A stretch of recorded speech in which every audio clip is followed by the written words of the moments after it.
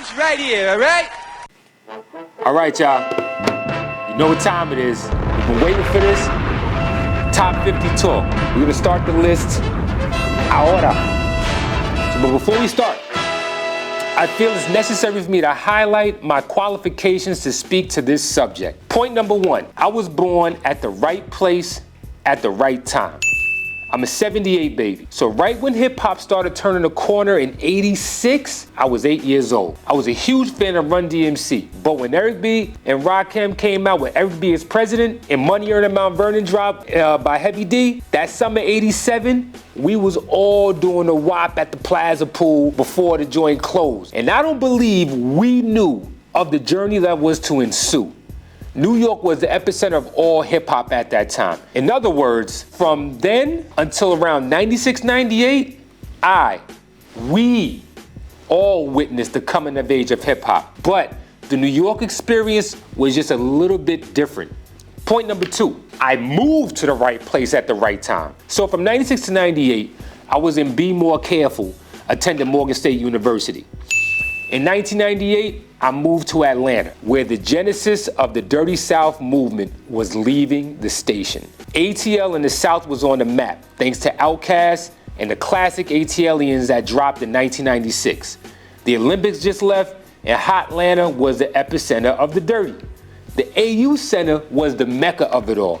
I went to Clark. Club 112 was the legend. It was advertised. So from 98 to around 2005, I witnessed the Dirty Souths coming of age from the front line as well. Point number three, I DJ. Okay, so these rankings have a lot to do with playability. One of the first questions that I ask myself when the name is brought up is, can I throw them on at an event no matter what the occasion? I know that's not all there is, but we used to dance, son, like sweat box dancing, all right?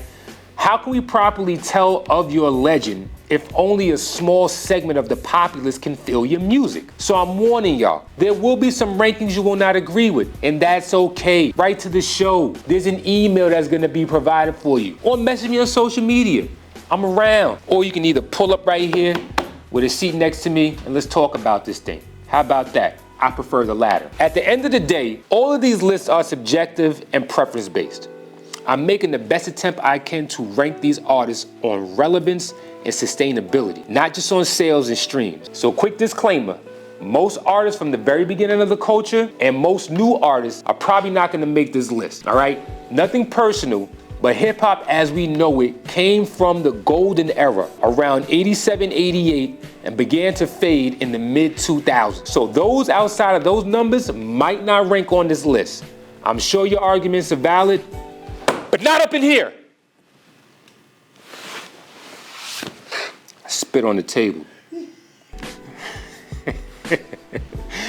All right, so let's start. Now get me Sabian!